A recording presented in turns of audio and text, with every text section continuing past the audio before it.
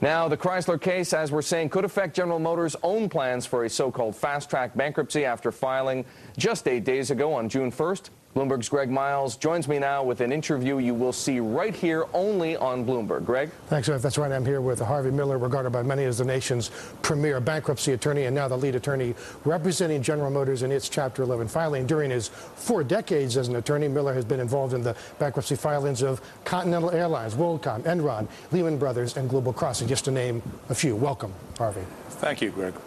Let's talk about this first. What are your thoughts on the Supreme Court's decision to stay or delay the sale of Chrysler's assets? Well, from the standpoint of Chrysler, it's disappointing because, as you pointed out, it's losing $100 million a day. It's a very sensitive situation, and people use the 363 transaction under the Bankruptcy Code, where you have eroding assets, so very sensitive assets.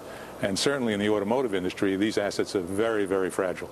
So the implications then aren't good for Chrysler's health. They're just eroding by the day. They're eroding by the day, and the question is, will Fiat really stay on beyond June 15th? You know, also, let's say if the Supreme Court overturns the lower court's approval of this asset sale, doesn't that just kill Chrysler's fast-track strategy? Absolutely, I think so. I believe that is true. Could you elaborate on that? Well, Chrysler was a very tenuous operation to start with. And without Fiat, I believe, if you look back at the president's speech a long time ago, if Fiat did not come along, I think the United States Treasury would have stood by and allowed Chrysler to be liquidated. And of course, if the Supreme Court decides to hear arguments over the next week or 10 days, their strategy is effectively dead as well. I don't know how long the Treasury will finance Chrysler.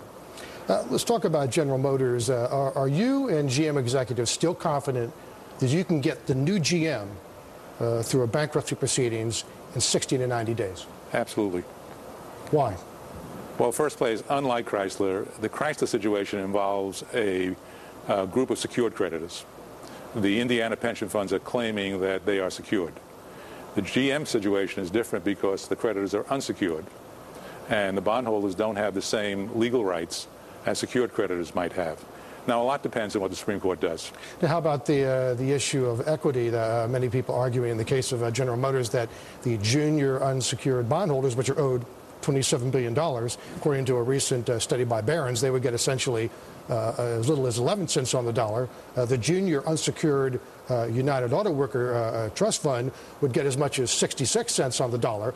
Looks like the UAW is getting unfair preferential treatment. What are your thoughts? Well, I wouldn't call it unfair preferential treatment. First place, the Weber, the pension fund, that $10 billion is not property of the General Motors estate. That's number one. Number two, you can't run an automobile company, a manufacturing company, without workers. Beyond that, the bondholders, which have an ad hoc bondholders committee, back on June 1st, on the first day of the filing of the GM case, that ad hoc committee came in and supported the GM petition. Okay, Harvey, we're going to take a break, okay? We're going to come back in a minute.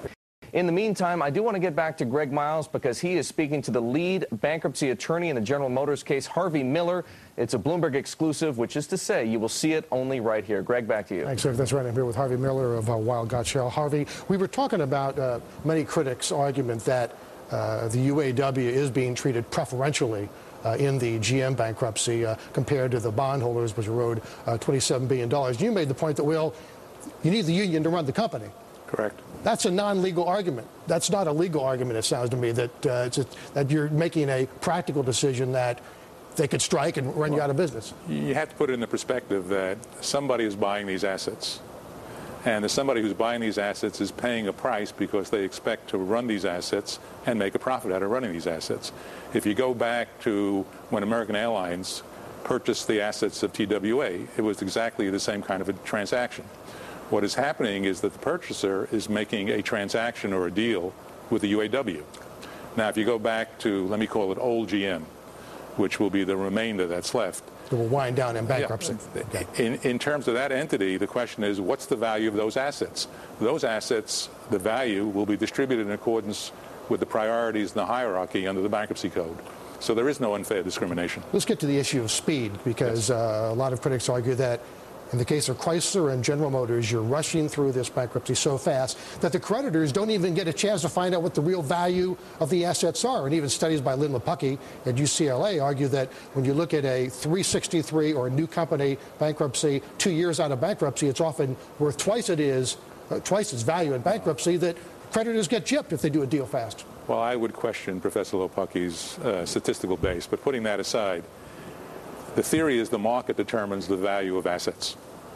And the Supreme Court has said that the market, when you want to sell assets in a bankruptcy, you have to do a market check. Now, the market check may actually mean putting those assets up for sale. And if nobody comes to bid for those assets, then those assets don't have any value. In each one of these 363 transactions, it's always subject to higher or better offers. How do you feel about the argument, or even Capital Research made the argument that, look, we're not going to lend any more money to companies with pension fund liabilities or big healthcare liabilities because of what's happened in the bankruptcy cases of Chrysler, potentially General Motors. They're not going to lend to a lot of these industrial companies. Doesn't that end up backfiring for industrial America in the long term? Frankly, I don't believe that. First place, I don't believe there's any institutional memory. If you go back into history, every time something like this happens and the institutions say, we'll never do this again, 6 months later, they're right back in the market. You mentioned another issue here being the president's involvement, the government's involvement is highly unusual. $62 billion in aid for Chrysler and General Motors.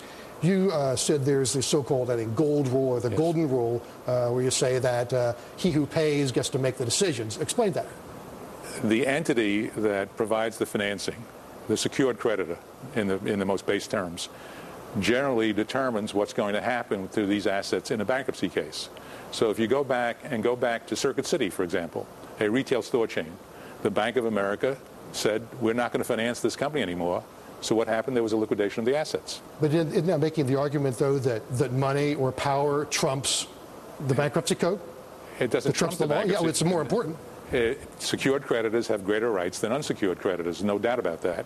And if I am financing a company and I don't think the company is going to prosper, or the assets are very sensitive, I won't finance anymore unless they agree to liquidate. The Obama administration, the executives deeply involved in Chrysler and General Motors. Now you got the courts delaying the situation. Then you got Congress, the legislative, all three branches now involved in these two companies. Are you concerned that they're going to that all these forces are going to derail the GM bankruptcy? It's possible, but I think reality will set in.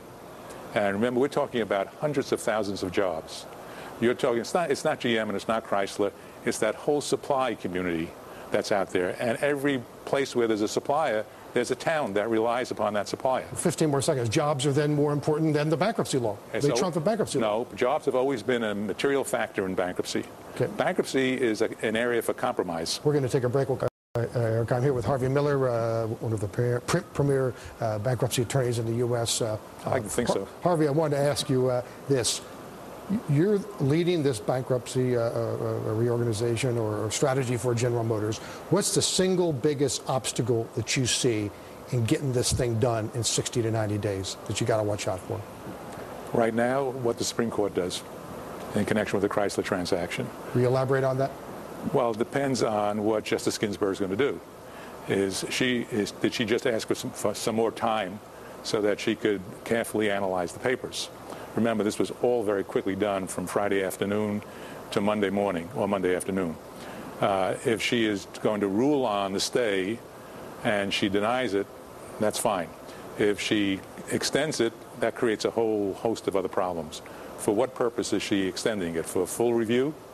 If it's a full review and it delays Chrysler and it may delay GM, then it could be disastrous. So it's bad because it delays or it just kills the Chapter 11 fast-track strategy? Kills the fast-track strategy? It may not kill it, but it will delay it. And time here is of the essence because you are facing revenue perishability, loss of market share. One of the terrible things about a company being in Chapter 11, all its competitors surround it like piranhas. We got about 45 seconds left. You've told me this morning that you see continuing debt meltdowns in retail, manufacturing, and commercial real estate. Not small stuff, but big stuff. Yes, sir. How much? Talk about 30 seconds. The problem we have is that a year and a half, 2 years ago, financial institutions were making credit available on very, very soft terms. It was what we call the covenant light era. Well, under those loan transactions, basically the controlling provisions where you could accelerate a default or you could put pressure on a debtor do not exist. So these companies are going along, they're paying their interest. But when the maturity date comes at the end of this year, the ability to refinance. So if I'm an investor, the worst ain't over. No, you better check. You better look at the financials. Okay, Harvey, we got to go. I want to thank you for your time. My pleasure. Thank you. You have Harvey Miller, who not only knows bankruptcies, Eric, but he knows debt. He certainly does. Great to hear from Harvey Miller, and great interview by Greg Miles here.